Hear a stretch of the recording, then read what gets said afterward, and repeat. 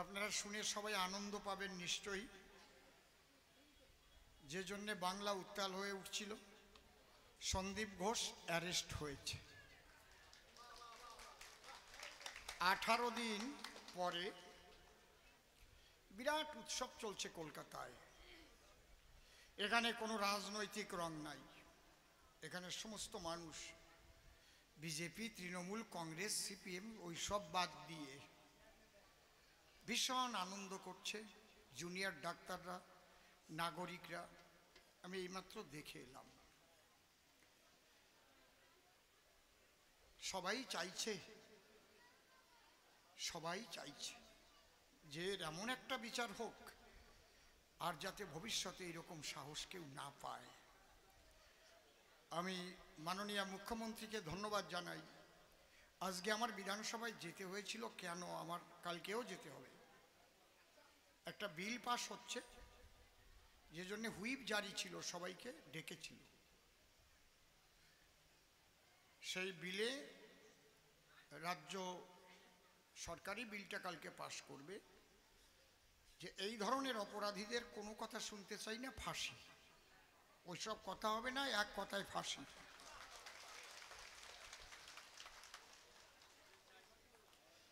এই জন্য আমার একটু দেরি হয়েছে বলে আপনারা হয়তো কষ্ট পাইছেন। আমি চেষ্টা করছি, দেখি কালকে না যেয়ে পারা যায় নাকি। কিন্তু আমারও তো কষ্ট হয়েছে, হয় নাই? সকাল 7টায় বেরোয় গেছি, এই করে তাও ওদের আগে ঢুকে গেছি। ওরা আমার আগে রওনা হতে হয়েছিল, দেখে কি ঢোল ফাটিয়ে গেছে। সেই ঢোল আবার ওই পায়রা ডাঘার থেকে আইছে। তারপরে ওরা, আমার নাতি শ্যামলের শিষ্য, ওর ঢোল নিয়ে আসছে বলে তো গান গাতি বেরতেছে, আমাকে ঢোল ফাটিয়ে ব্যাগের মধ্যে রয়েছে ফুটিয়ে। বুঝতে পারছেন? এরে কয় মায়া ভাটা। ভাদ্র মাসে যদি পরপর বৃষ্টি হয়, এর কতগুলো লক্ষণ আছে। যদি জ্যৈষ্ঠ মাসে ছাওয়া ঢোল হয় তাহলে ফাটে না। মনে রাখবেন, যদি তার আগে শীতকালে ছাওয়া ঢোল হয়, মাঘ মাসে, বুঝতে পারছো কি বলছি, সেই ঢোল যদি আর না ছায় তাহলে ভাদ্র মাসে ফাটবে। কি হলি ফাটবে? কয়দিন বৃষ্টির পরে যেই রোদ উঠবে, আস্তে মায়া ফাটা দেবে একদম। ওরে কয় মায়া ফাটা। এ অনেক ফাটিছে, আজকে যে খালি ফাটিছে তা না, খোল বাজায়ও গান গাতি হয়েছে আমার। দেখি এরকম ফাটিয়ে রয়েছে, গানে যাইয়ে খোল জোগাড় করিয়ে খোল দিয়ে গান গেয়ে চলে এসেছি। আপনারা যদি বলেন, আজকে আপনারা এসে বসেছিলেন, আমিও মনে মনে কষ্ট পেয়েছি যে না, আপনি কালকে যান, তাহলে আমি যাব। আমার আসতে 5টার আগে আমি আসতে পারবো না। কিন্তু আর যদি বলেন না, যাওয়া দিয়ে দরকার নাই, থাক, আপনি 4টায় গান আরম্ভ করেন, কারণ আমি আপনাদের কষ্ট দেব না। আপনারা যদি সবাই মিলে বলেন না আমরা 5টায় আসলেও হবে, তাহলে আমি যাব। কারণ আমি এখানে ভক্ত সঙ্গ করবার জন্যে, গান করার জন্যে কথা দিছি না। কারণ আমার সব কিছু চলে গেলেও আমার ভক্ত সঙ্গ যেন থাকে জীবনে, আর সব চলে যাক, আমার কোনো আপত্তি নাই। 4টে তাহলে যাব না, উনি মানা করতেছে আমার জাতি। 4টে আরম্ভ করতে গেলে যাওয়া যাবে না, কারণ ওখানে 2টো পর্যন্ত হবে, 2টোর আগে আমি বেরোতে পারবো না। তাহলে কালকে আপনাদের জন্য আমি ক্যান্সেল করলাম। কিন্তু আবার যেন পরে না কয় যে অসীম সরকারের এতে মত নাই, এই জন্যে আসে নাই। বুঝতে পারছেন কি বলছি? উচিত যাওয়া, তা পিছনের থেকে কয় না, সে তো হবে গেলি যে ভালো হয় তা বোঝো না। কারণ কি, ওই ঘন ঘন তারপরে ফোন করিয়ে কোথায় আছেন আসেন, লোক চলে যাচ্ছে, এইগুলো না আমি কোনোদিন, আমি আগেই যাই সব দিন। আগে তো আগে এসে দুপুরবেলা খাওয়া দাওয়া করতাম নাকি। ওই যে প্রাক্তন প্রধানের বাড়ি, এখন 2তলা না 3তলা, হ্যাঁ, ওই বাড়ি তো থাকতাম। কি নাম জানো? পরেশ বাবু। ওই তো কি আপনারা হাসি মুখে ছাড়বেন? 4টায় গান আরম্ভ করতে হবে, তাতে লাভটা কি? 4টায় রোদ থাকে তো। আপনারা কি করেন? 4টায় হরিবল। আচ্ছা দাও, বাড়ি দাও, আমি ভাবিয়ে নেই কি করা যায়। 2 রকমের মত হইছে, বাড়ি দাও।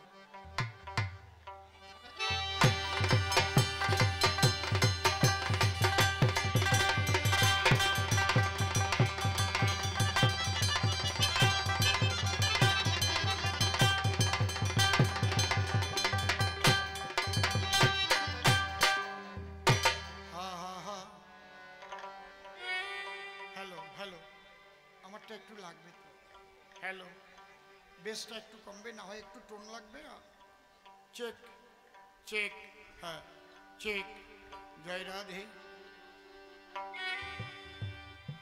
হরিবল হরিবল হরিবল।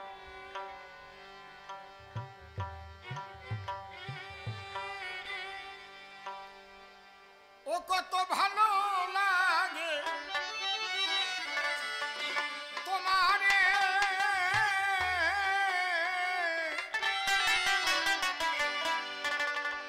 তুমি কিশোর বন্ধু বাসরি। আরে কত ভালো লাগে তোমারে, কিশোর বন্ধু বাসরি। ও কত ভালো লাগে তোমারে, কিশোর বন্ধু বাসরি।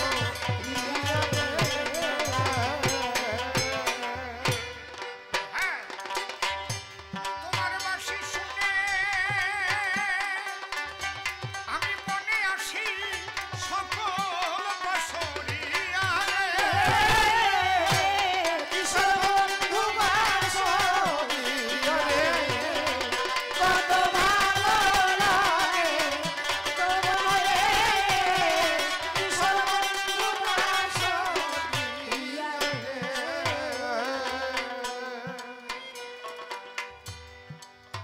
রোজ বিকালে এমনি করে এই পথ দিয়ে যায়। ওরে আর বাঁশি বাজায়ে কেন আর নমন চায়। আস্তে শেষে একটা গান করেছি। গানটা কি? কুঞ্জ সাজাও রে না, আজ আমার প্রাণনাথ আসিতে পারে। তারপরে কি? দিল না দিল না, নীলমন দিল না।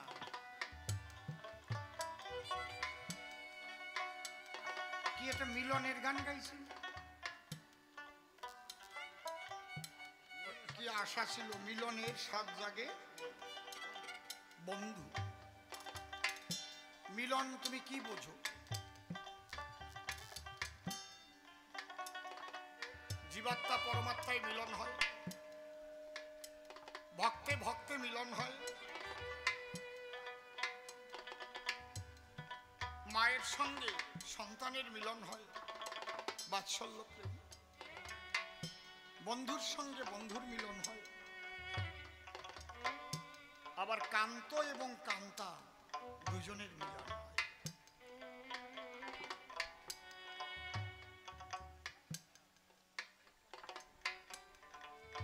তোমার বুদ্ধিতে কি রাধা কৃষ্ণ প্রেম তুমি কি বোঝো? তুমি যেমন তুমি তেমন বুঝবা। একটা কাগজের পরে 3টে অক্ষর লেখা, 3টে মিলিয়ে আকার রসিকার দিয়ে একটা শব্দ। কি? কমলা। ওইটা নিয়ে একটা বাচ্চা ছেলের কাছে যদি আপনি যান, যে যার অক্ষর জ্ঞানী নাই, সে ছিঁড়িয়ে ফেলবে। কি সে কি বুঝবে? কিন্তু যার অক্ষর জ্ঞান হয়েছে লেখাপড়া শিখেছে, ক্লাস 2-3-তে পড়ে। তার কাছে গেলে বলবে, হ্যাঁ এই তো আমার বাবা দার্জিলিং এর থেকে এনে দিয়েছিল কমলা লেখা। বলবে যে পরে কলেজে একটু উন্নত হয়েছে নলেজে, দেখেন সে কি বলে, যে তার কাছে নিলে সে বলবে ওই কাগজটা আমার থেকে সরিয়ে ফেলেন। কেন? আমার জীবনে বড় দাগা দিয়ে চলে গেছে কমলা নামে একটা মেয়ে। ওর মনে পড়েছে সেই কমলার কথা, ও ভালোবাসতো, ওরে ল্যাং মারিছে।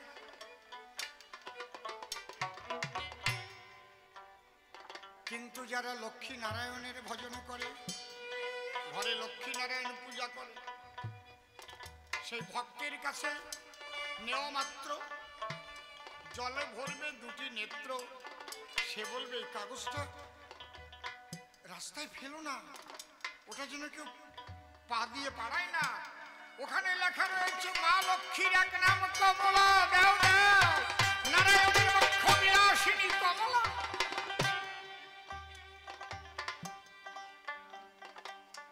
একই কমলা, একই নাম, পরিবর্তন হয়নি। যার যার জ্ঞান অনুপাতে, যার যার বোধ অনুপাতে সে আলাদা আলাদা ব্যাখ্যা করছে। মিলনের স্বাদ জাগে বন্ধু, বন্ধু না না বন্ধু,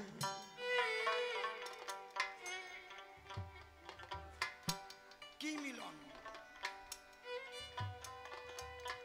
এ মিলন কোন দৈহিক মিলন নয়। এই জন্যে শাস্ত্রে কি লিখেছে? সর্বেন্দ্রিয় দ্বারে করে কৃষ্ণ রস আস্বাদন। আর জীবে বিশেষ একটা ইন্দ্রিয়ের আকর্ষণের কারণ নারী পুরুষ একে অপরকে আকাঙ্ক্ষা করে সর্বক্ষণ। ওটা হচ্ছে কাম, আর এটা হচ্ছে প্রেম।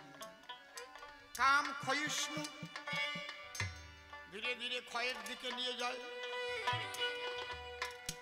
আর প্রেম আনন্দময়, আনন্দ ধন, জীবকে ঈশ্বরের পরমানন্দ ধামে পৌঁছে দেয়।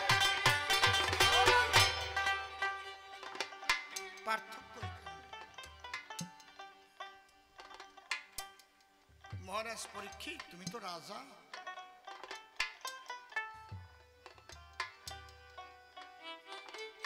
চাণক্য পণ্ডিত একটা কথা বলেছে, রাজাদের কখনো বিশ্বাস করো না।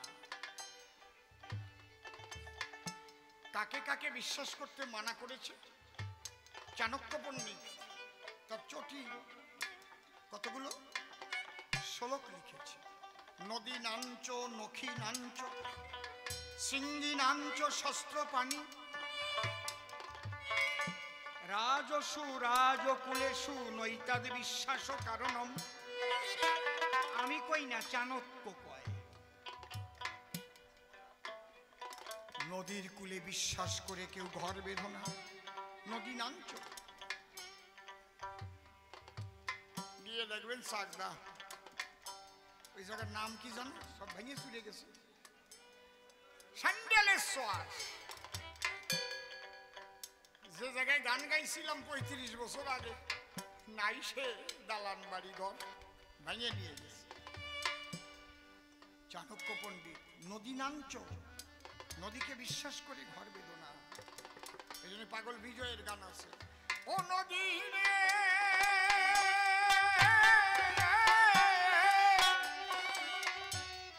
আমি বড় আশায় ঘর বাঁধিলাম, নদী তোর সরে ওরে আমার সেই ঘরে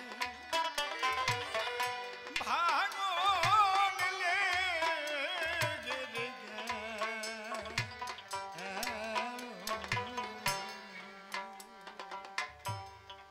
নখী নাঞ্চ। যাদের হাতে পায়ে বড় নখ, বাঘ ভাল্লুক, একে যতই আদর করে পোষ মানাও না কেন, হুঁশিয়ার থেকেও বিশ্বাস করো না। যখন তখন তোমার বুক চিরে রক্ত খেতে পারে। নদীনাঞ্চ নখিনাঞ্চ শৃঙ্গিনাঞ্চ, যাদের শিং আছে।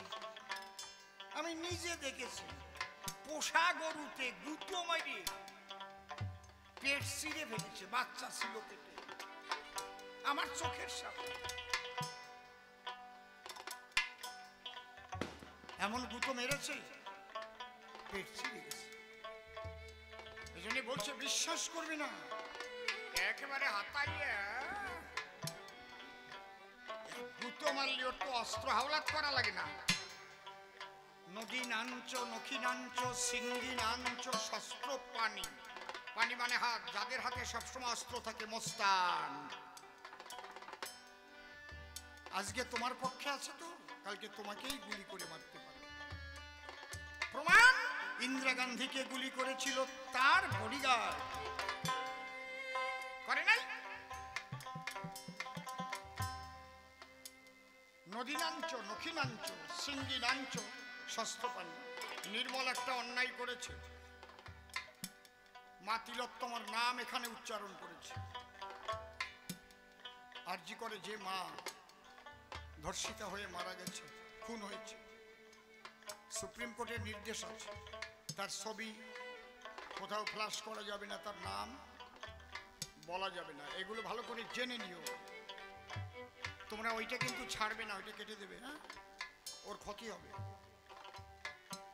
ঝট করে নোটিশ চলে আসবে, ভেজাল বাঁধবে, লাল বাজারে দৌড়তে হবে। তারপর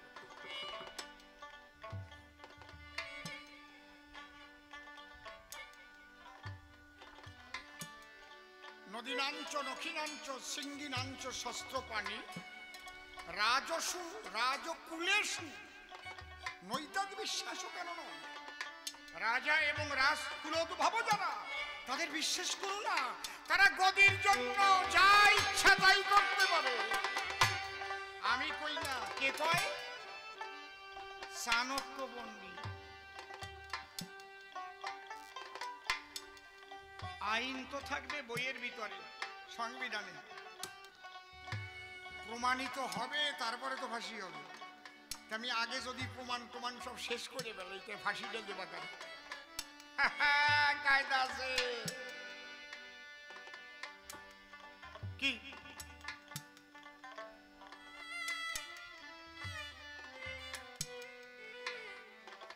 আমি দেখলাম ও আমার প্রিয়জন,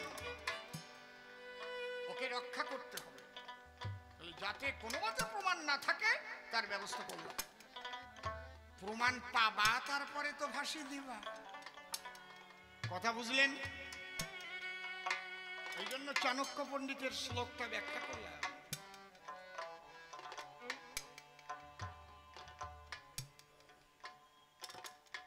তবে শোনো রাজা পরীক্ষিত, তুমি রাজা, ওই রাজকীয় স্বভাব ভক্ত সমাজে বৈষ্ণব সমাজে দেখাতে যেও না। তুমি এখন বসেছো হরিহর নদীর পাড়ে, ৬০,০০০ মুনি ঋষি ভক্ত আছে তোমাকে ঘিরে। একবার প্রেমানন্দে কৃষ্ণ বলো।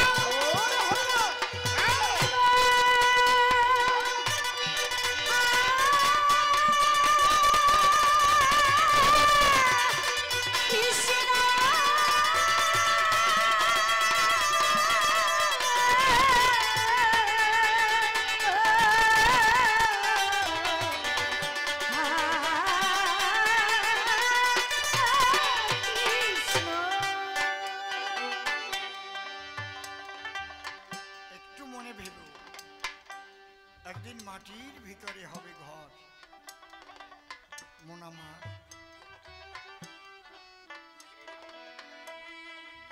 রাজা মহারাজা মহাতেজা কেউ থাকবে না। এই জন্য সাধুগুরুর কাছে গেলে প্রথমে একটা কথাই বলে, বাবা চিরকাল এই জগতে কেউ থাকে না রে বাবা, যে কয়টা দিন থাকিস সৎভাবে জীবন যাপন করিস, তাতে যদি 2 পয়সা আয় কমও হয় তাই দিয়ে চলিস, মন বিশুদ্ধ রাখিস, তাহলে মনের বল নষ্ট হবে না, ঈশ্বরের কাছে পরিষ্কার থাকবি। ভবপারের সম্বল কুড়িয়ে নিবি, সাধুগুরুর চরণ ধুলে নিয়ে অঙ্গে মাখবি, হরিনাম কীর্তনে যাবে। জয় রাধে। আজকে তোমার সেই দিন, আজকে তোমার ওই গল্প বলার দিন না। ওরে রোজ বিকালে এমনি করে এই পথ দিয়ে যাও,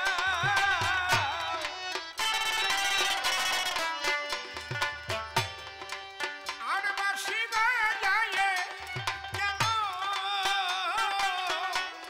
আর গরমে আমি তোমার বাঁশি সারা পেয়ে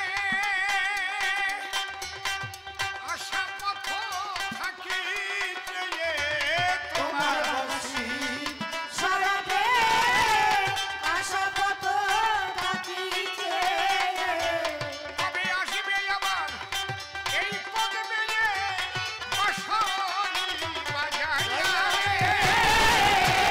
কিশোর বন্ধু বাঁশরি রে, ও কত ভালো লাগে তোমায়, কিশোর বন্ধু বাঁশরি রে।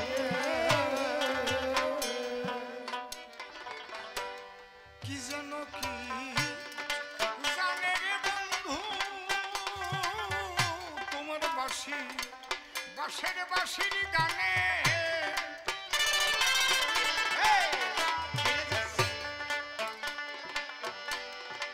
এত ভালো লাগে কেন বুঝি না তার মানে,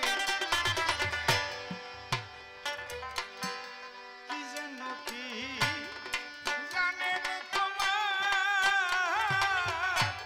বাঁশির বাঁশির গানে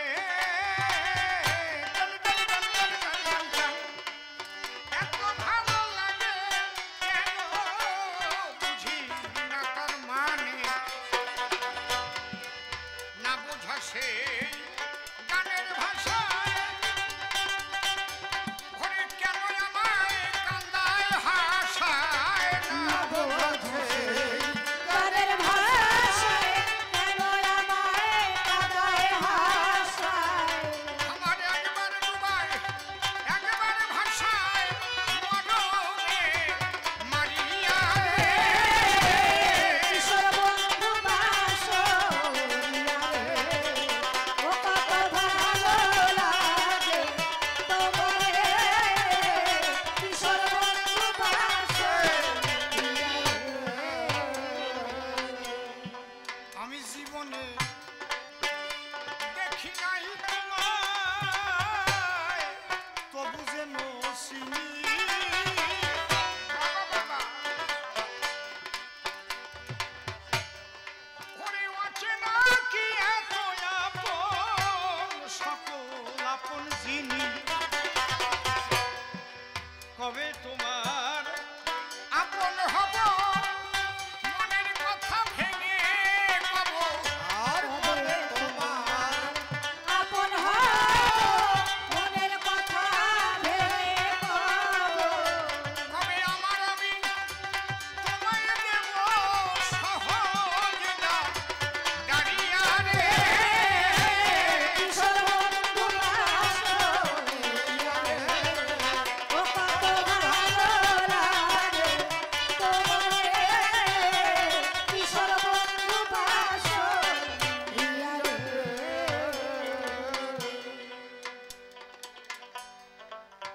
তুমি গাইলে যে মিলনের গান আমি দিলাম সমাধান, সব মিলন এক মিলন নয়।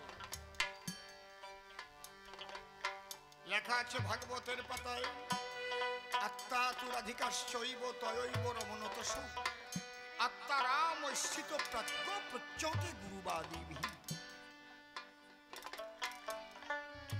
আজকে তোমার শুভ দিন, এই দিন সবার ভাগ্যে আসে না।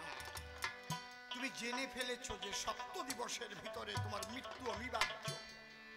যদি এটা আমরা কেউ জানতে পারতাম তাহলে অন্তত ভক্ত সঙ্গে থেকে শেষ নিঃশ্বাসটা ত্যাগ করতে পারতাম, ঠিক কি না?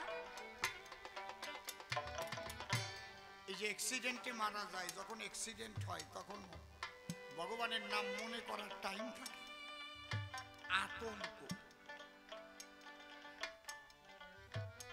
না বেঠিক বললাম? গাড়ি চলছে চলছে, মুখোমুখি ধাক্কা লেগে মারা গেল 4-5টা লোক। এই জন্যেই গুরু বলছে, সাধকে বলছে, সব সময় মনে মনে নাম জপ। জপিতে জপিতে নাম অজপাতে যাবে, হৃদয়ে মন্দিরে নাম সর্বক্ষণ হবে। তুমি ঘুমিয়ে পড়লেও নাম জাগ্রত রবে। হরি বলো, হরি বলো। তুমি মনে করবা না, নাম তোমারে মনে করে দেবে। নাম করতে করতে এমন একটা পর্যায়ে আসে, নিজে ভুলে গেলেও নাম মনে করে দেয়। যার হয়েছে সে জানে। কিন্তু এটা অভ্যাস যোগ। অভ্যাসেন তু কৌন্তেয় বৈরাগেন চদৃচ্ছতে। এটা অভ্যাসের দ্বারাই হয়। অভ্যাস করতে করতে করতে করতে করতে করতে কায় মন বাক্যে ওই নাম তার সঙ্গে মিশে যায়, নামময় হয়ে যায়। আহারে, সবসময় নাম চলতে থাকে। আমি অসীম সরকার ভূমিকা ছেড়ে বলছি, আমি প্রথম কবি গান শিখেছি পরম শ্রদ্ধেয় গুরুদেব প্রয়াত রসিকলাল সরকারের কাছে। কবি গান গেয়ে শ্রী ঠাকুর ভবা পাগলার আশ্রমে গিয়ে আমার গান পড়েছিল শ্রদ্ধেয় অমূল্য বাবুর সঙ্গে। সেখান থেকে পাগল অমূল্য বাবুর হাতে আমাকে তুলে দিয়েছিলেন, এই অমূল্য কারেলে গান গাবি, অসীম ভালো গাইবে। বাবু বলেছিলেন আমারে কি পরিচয় দেবা? আমি বললাম মাতা গুরু, পিতা গুরু, গুরু জ্যেষ্ঠ ভাই। তাহলে আপনি তো সেই দিক দিয়ে আপনিও ভবা পাগলার শিষ্য, আমিও তাই। আপনি আমার গুরু, আপনাকে গুরু বলেই পরিচয় দেব। আমি সে জায়গার থেকে নড়িনি। রসিকবাবুর গুরুদেব পরম শ্রদ্ধেয়